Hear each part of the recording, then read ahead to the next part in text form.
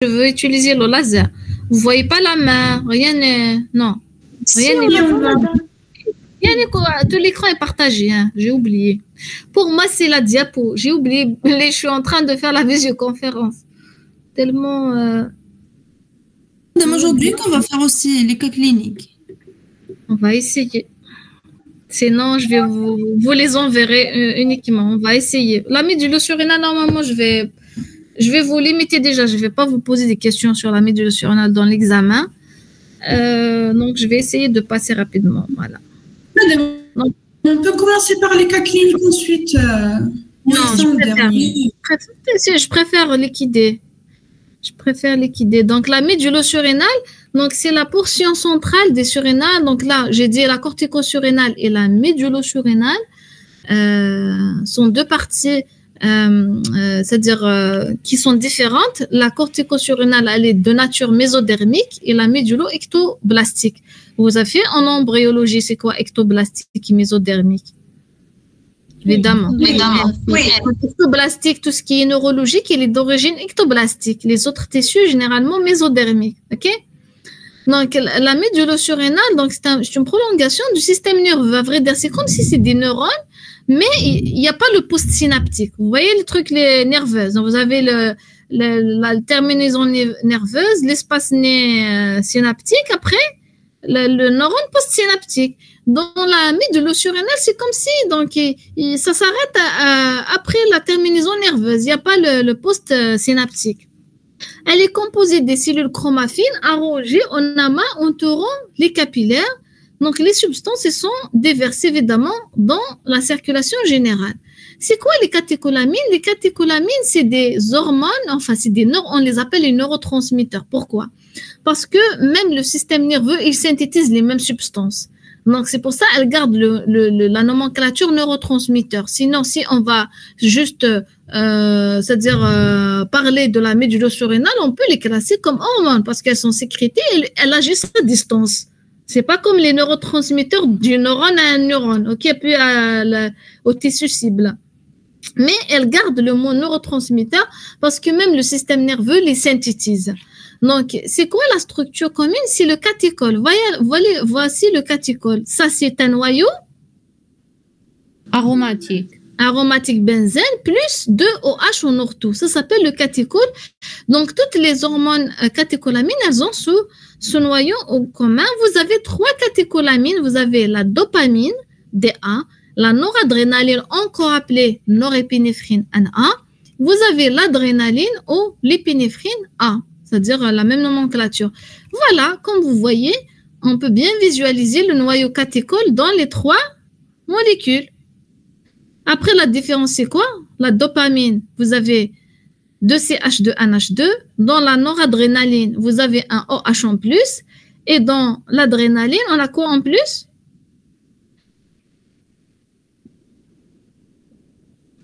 OH. L'adrénaline. L'adrénaline, en plus par rapport à l'adrénaline. C'est le CH3. Et toutes ces molécules, elles sont synthétisées à partir d'un acide aminé. Quel est l'acide aminé? Quels sont les acides aminés qui Tyrosine. Aromatique. Vous aviez tryptophane. Non, c'est pas le tryptophane parce que le cycle de tryptophane déjà, il est à presque 2 cycles, donc c'est pas le tryptophane. La phénylalanine, c'est pas la phénylalanine, donc c'est la tyrosine. C'est la tyrosine, mais la tyrosine, elle n'a pas ces 2 OH en ortho. Donc, elle a un OH ici, dans la chaîne latérale, la tyrosine. Donc, vous allez voir comment donc, la synthèse, donc c'est une modification de la L-tyrosine.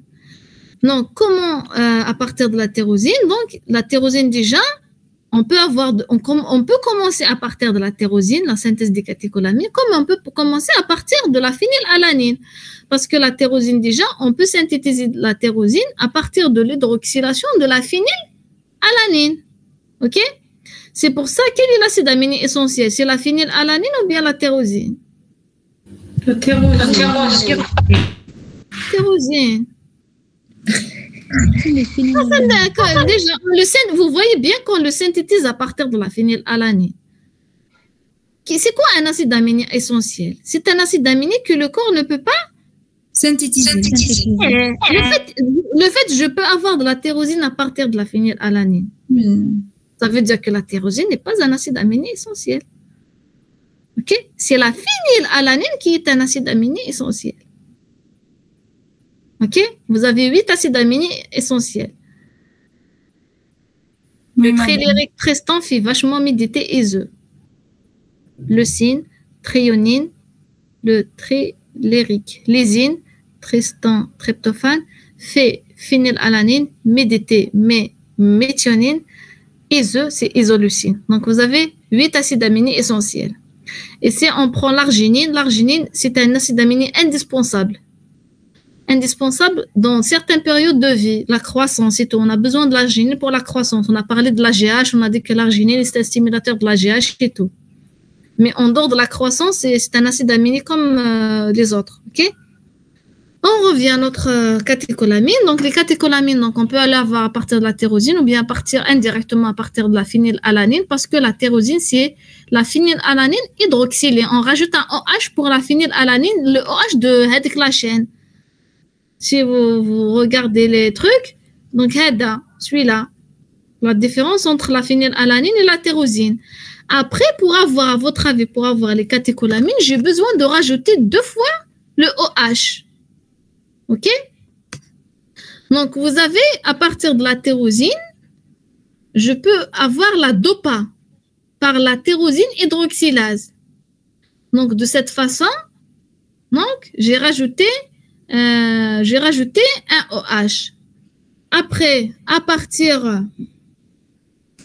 de la dopa, donc, je vais enlever le COH parce que les acides aminés, ils ont NH2COH.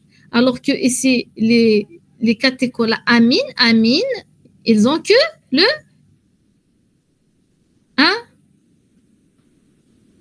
NH2. Donc, je dois enlever le COH. COH par la dopa décarboxylase. Je vais avoir dopamine. D'ailleurs, c'est à partir de maintenant que vous allez trouver le suffixe in. Ça veut dire amine. OK? Dopamine. Après, je vais rajouter un deuxième OH, dopamine hydroxylase. Parce que dans le cycle aromatique, on a 2 OH. Le deuxième. OK? Dopamine, noradrénaline. Après, qu'est-ce qui nous manque maintenant pour avoir l'adrénaline? Le méthyle. Donc, je vais rajouter un méthyle, je vais avoir de l'adrénaline. C'est le schéma de synthèse le plus simple en biochimie. Il n'y a pas plus simple que ce schéma de synthèse. OK? Après, là, c'est une autre voie pour la tyrosine, c'est une autre voie de truc, mais c'est cette voie qui mène vers la synthèse des catécholamines. Tyrosine, dopa. Dopa, vous allez voir après, quand vous ferez la pharmacologie, il y a toute une classe. Ces 4 molécules, c'est des classes c'est des médicaments après. Dopa, la L-dopa, la lévodopa, c'est des antiparkinsoniens. La dopamine aussi, c'est un traitement. La noradrénaline, et l'adrénaline aussi. On a des médicaments c'est-à-dire qu'ils sont là pour contrarier l'effet de ces deux-là, de l'adrénaline. Et l'adrénaline aussi, c'est un traitement d'urgence. OK? Un traitement d'urgence, l'adrénaline. Donc, c'est des médicaments après. Ces 4 molécules elles sont devenues, évidemment, utilisées comme des médicaments après. Le produit final, mais j'ai dit ce schéma de synthèse, donc cette synthèse des catécholamines, c'est le même schéma qu'on retrouve dans la médulla-surrénale et dans les neurones. Les systèmes nerveux. Sauf que la proportionnalité des substances synthétisées elle est différente. Dans le système nerveux, on synthétise beaucoup de la dopamine et beaucoup de la noradrénaline, un peu de l'adrénaline. Mais dans la médulla-surrénale, on synthétise presque pas de la dopamine, un peu, 20% de la noradrénaline, et la quantité la plus importante, c'est synthétisée au niveau de la médulla, c'est l'adrénaline. Donc, 80% des catécholamines synthétisées dans la médulla-surrénale, c'est de l'adrénaline. Voilà, donc voilà, ça je l'ai expliqué.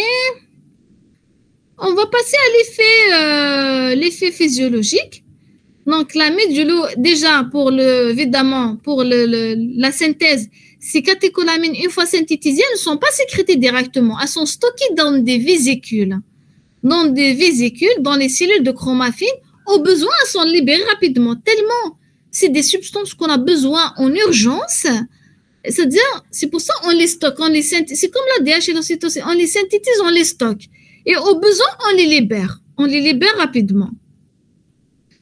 L'effet physiologique de l'adrénaline et des catécholamines, je ne vais pas le répéter parce que vous avez fait très bien le système nerveux sympathique. Donc, elle se fixe sur les récepteurs alpha-adrénergiques, bêta-adrénergiques.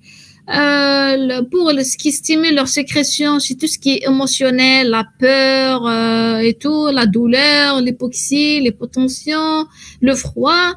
Donc, tout ça, c'est des facteurs qui stimulent la sécrétion des catécholamines et c'est-à-dire, à vrai dire, elle aide l'organisme à affronter les situations d'urgence. Et la fixation sur les récepteurs alpha-adrénergiques et bêta-adrénergiques, elle va avoir des actions différentes. Je pense que vous avez fait ça quand vous avez fait le système sympathique et parasympathique. Oui. Donc, par exemple, le muscle lisse et le muscle strié, ils répondent différemment. Vous allez prendre, par exemple, elle peut avoir un catécholamine, elle peut avoir un effet vasoconstricteur sur un muscle et vasodilatateur sur un autre muscle. Et aussi, quand vous ferez la pharmacologie, vous allez refaire tout ça. Parce qu'il y a des médicaments qui bloquent les récepteurs bêta-adrénergiques, on les appelle les bêta-bloquants. Il y a des médicaments qui bloquent les récepteurs alpha-adrénergiques, on les appelle les alpha-bloquants, dont les effets sont différents. On va le donner sur un muscle, il va causer une vasoconstriction, sur un autre muscle, une vasodilatation. Heureusement qu'il y a des médicaments maintenant à effet spécifique d'organes. Donc, sinon, quand un médicament n'a pas cette spécificité d'organe, donc il va avoir les effets indésirables de l'autre effet. Par exemple, les alpha-bloquants, par exemple, on les donne dans les hypertrophies de la prostate, par exemple. Mais c'est-à-dire que s'ils ne sont pas spécifiques, ils peuvent donner une vasoconstriction des autres muscles striés. Donc, ça, vous allez le faire après en pharmacologie. C'est toute une classe pharmaceutique, c'est pour ça le cours, La régulation, c'est au niveau de la réaction tyrosine hydroxylase que la régulation de la synthèse des catécholamines est effectuée. Le catabolisme aussi, il est important parce qu'il va déterminer les marqueurs d'exploration. Vous avez deux enzymes qui interviennent dans le catabolisme des catécholamines. La COMT, c'est catécholamine-transférase, et la MAO, la monoamine oxydase. OK? Donc, c'est aussi ces enzymes-là, c'est des cibles thérapeutiques. Vous avez par exemple une classe des antidépresseurs qui sont des inhibiteurs de la MAO, les MAO. Vous allez l'étudier aussi. Donc, elles inhibent la synthèse, c'est-à-dire la synthèse de cette enzyme qui dégrade les catécholamines. Parce que dans la dépression, il y a différents types de dépression. Mais, c'est-à-dire, on essaie toujours dans les dépressions d'augmenter les neurotransmetteurs excitateurs. Et là, les catécholamines sont considérées comme des neurotransmetteurs excitateurs. Donc, si on inhibe leur dégradation par les MAO, donc on va augmenter la concentration des catécholamines excitateurs. Je vais essayer de diminuer la taille. Donc là, la dégradation de la dopamine, noradrénaline, adrénaline. Pour la noradrénaline et l'adrénaline, elles suivent le même schéma. Il y aura la COMT qui va intervenir en premier, donc qui transforme la noradrénaline en norméthanéphrine et l'adrénaline en méthanéphrine, qui peuvent être éliminées ainsi. Hein. On peut avoir une élimination directe de la norméthanéphrine, méthanéphrine, comme on peut avoir, c'est-à-dire que la norméthanéphrine et méthanéphrine, elles vont continuer leur dégradation par la MAO vers le VMA, l'acide vanylmondylique ou bien le vanylmondylate. Et ce vanylmondylate est un marqueur essentiel d'exploration de l'axe de l'adrénaline et noradrénaline. La dopamine, Donc, l'ordre d'intervention des enzymes, il est différent. Ici, c'est la COMT après la MAO. Pour la dopamine, c'est le contraire. Donc, il y a la MAO qui intervient en premier. Après, c'est les COMT pour synthétiser l'acide homovanillique, l'HVA. L'HVA, donc, est un marqueur d'exploration de l'axe de la dopamine. On a d'autres marqueurs, comme par exemple le MHPG. Le MHPG, donc, c'est un marqueur de dégradation de la noradrénaline. Ça veut dire que la noradrénaline, elle peut se dégrader autrement et avoir la MHPG. Donc, les marqueurs qui peuvent être dosés au laboratoire pour explorer les catécholamines, vous avez le VMA, vous avez la norméthanéphrine, vous avez la méthanéphrine, vous avez le HVA et le MHPG qui est issu de la noradrénaline. Tous ces marqueurs-là, les 5, ils sont dosés au niveau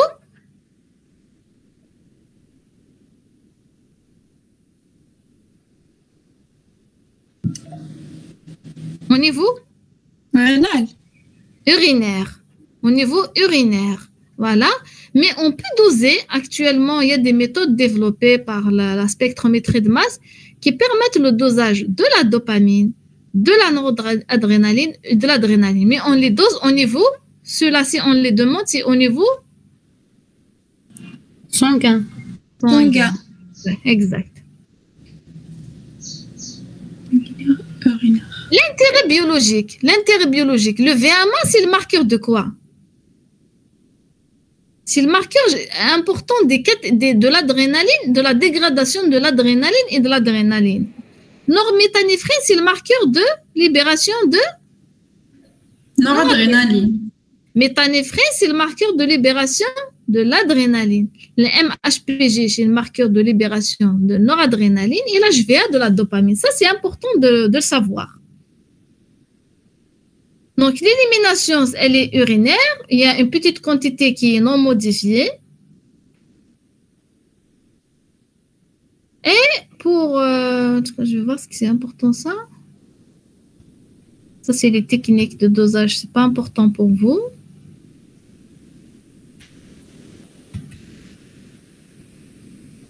Vous avez aussi la CGA, la chromogranine A, protéine hydrophile des granules chromaffines. Donc, les chromogranines, elle a une importance par rapport aux autres marqueurs parce que elle n'est pas sensible au stress, contrairement aux catécholamines. C'est une protéine aussi qu'on peut doser dans l'exploration de l'axe des catécholamines.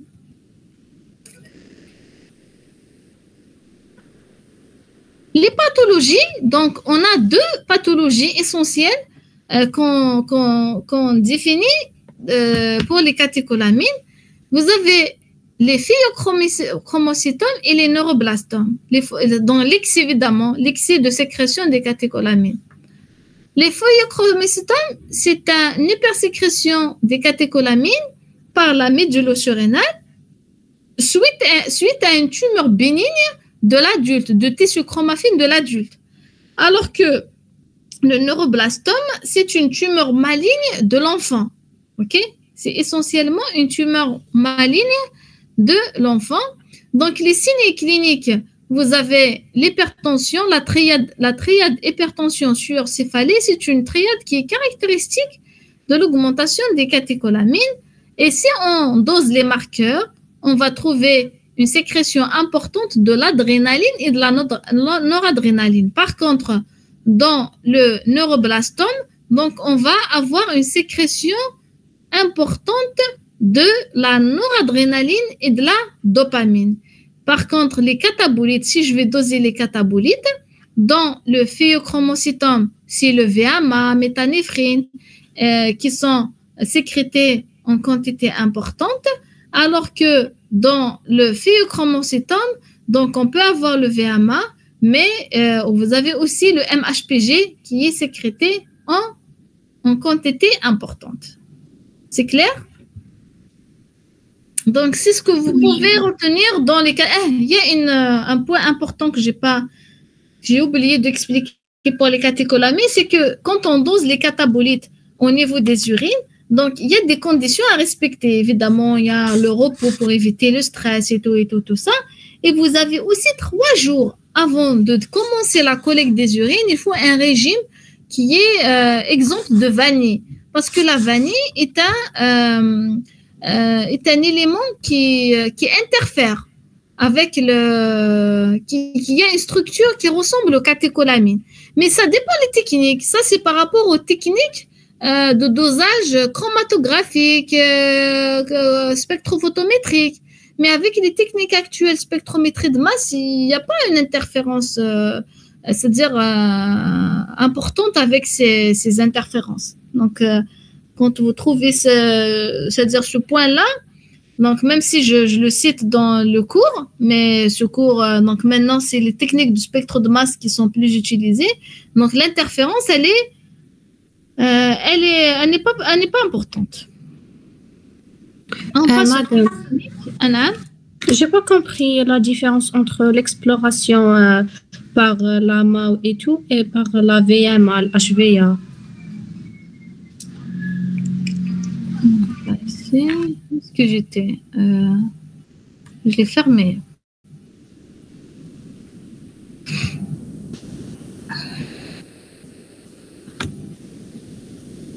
L'exploration, donc, c'est les catabolites. Pourquoi on dose les catabolites? Parce que la demi-vie de la dopamine, la demi-vie, où est-ce qu'il y a le schéma de dégradation? Ça, c'est le schéma de synthèse. Voilà. Il y a une demi-vie. La dopamine, elle est dans le cours 2 à 4 minutes, je crois, la demi-vie. Je l'ai écrite, je pense, quelque part ici.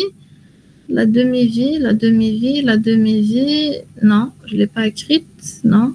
Normalement, elle existe, la demi-vie. La demi-vie, elle est très, très courte. Attendez, ça doit exister quelque part, non, je ne l'ai pas mise. Mais la demi-vie de la dopamine et des catécholamines en général, la demi-vie sanguine, elle est très, très petite. Du coup, les taux de dopamine, adrénaline, noradrénaline sanguin, c'est difficile à quantifier, sauf avec les techniques actuelles, spectre de masse, qui ne sont pas disponibles dans la plupart des laboratoires. Donc, on a préféré de s'intéresser aux catabolites, parce que les catabolites, on va travailler sur les urines de 24 heures. Et dans les urines de 24 heures, il y a une accumulation. Durant 24 heures, le corps, il sécrète de l'adrénaline, il catabolise, il élimine sous forme de catabolites, et on va avoir quand même une quantité qui est quantifiable au niveau des urines de 24 heures. Mais ces catabolites, chaque catabolite, il reflète quelque chose. Le VMA, il reflète l'adrénaline et le noradrénaline. Donc, si je trouve VMA élevé, ça veut dire soit c'est de l'adrénaline qui est élevée, soit c'est de la noradrénaline élevée. Et vous avez l'HVA. Si je trouve l'HVA élevé, ça veut dire que c'est la dopamine. Mais si je dose les deux en même temps, allez, vous me répondez. Si je dose les deux en même temps, je trouve VMA élevé, HVA élevé. À votre avis, est-ce que c'est central ou médulo-surrénal? Central. Soit c'est central, soit c'est un neuroblastome. Parce que même le neuroblastome, chez l'enfant, il sécrète beaucoup de dopamine et de noradrénaline. Donc, soit c'est central, soit c'est un neuroblastome. Après, évidemment, il y a la clinique, il y a tout ça, il y a l'imagerie qui aide à différencier les choses. Et si je trouve HVA normal, VMA élevé. Donc, c'est beaucoup plus central. Non, périphérique. Normal, c'est périphérique et en même temps, évidemment, ça doit être c'est un phéochromocytose. Okay? Parce que c'est l'adrénaline. Ok? Donc, si je trouve VMA élevé, HVA normal, c'est beaucoup plus sur l'adrénaline qui est élevée. Mais si je trouve VMA élevé, HVA élevé, c'est les deux qui sont élevés. Si je trouve uniquement HVA élevé, c'est sûr que les deux ne sont pas élevés, c'est la dopamine uniquement qui est élevée. C'est comme ça qu'on interprète. Allez, on passe pour faire 1 ou 2 cas cliniques. Est-ce que je dois reprendre 2 cas cliniques? Ah, c'est pas ici. Toc, toc, toc.